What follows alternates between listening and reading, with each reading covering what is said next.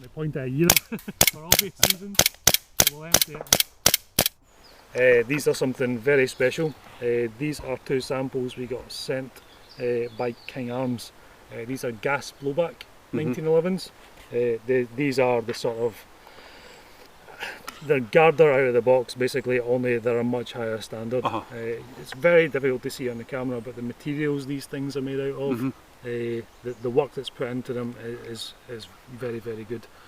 These are your sort of common brands like WE, stuff like that, are cast aluminium.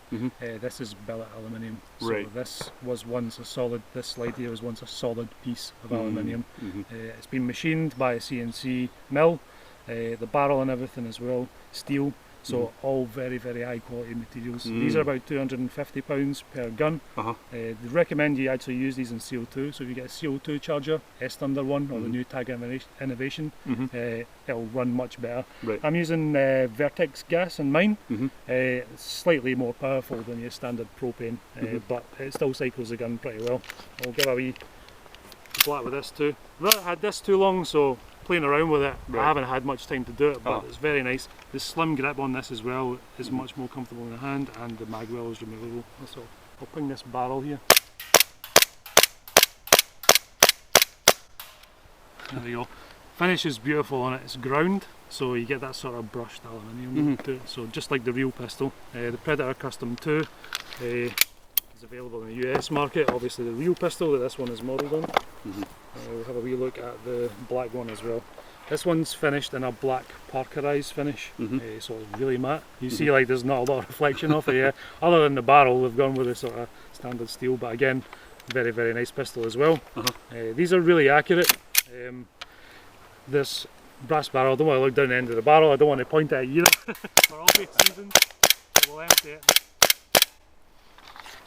I'll lock the slide back there. You'll see like a brass barrel, tight bore. So these are running about 350 out of the box. Not ideal for indoor use, but you could just change out the type of gas that you're using. I would just run standard green gas, something like that, if you wanted to bring the FPS down. But if you want to go around with a full metal pistol, then these are one of the nicest pieces of kit I've picked up. Machine screws, even the guide rod here as well is a lot better materials than most other guns would use. So very well put together, a really nice piece as well. I had a chance to try them earlier and I thought they were fantastic, very well balanced. Closest thing possibly to a real pistol that I've used in a long time.